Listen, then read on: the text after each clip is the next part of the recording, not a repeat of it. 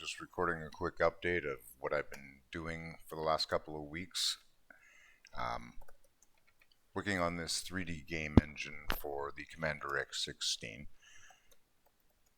And I think I've got all of the bugs worked out now on my display.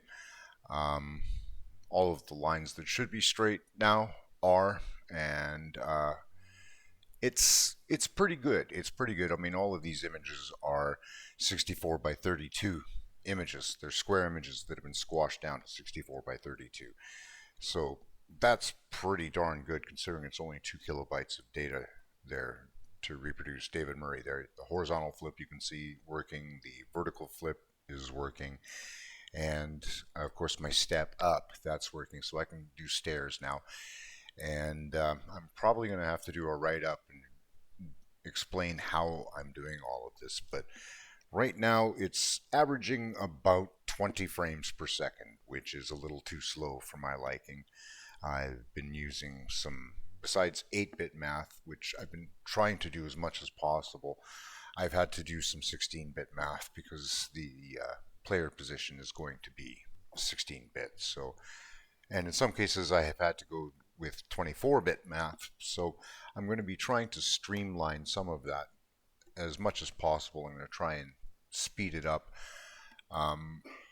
In the meantime, I'm going to show you a little bit what it should look like a little bit more when you're playing the game, whatever game is created with this. I've got also a widescreen version of this, which is 240 by 80, and I'm thinking about a split screen version for 2-player, which is either widescreen, each one having 120 by 80, or else split screen where each one has 160 by 60. Anyway, if I increase my step size to 4 here,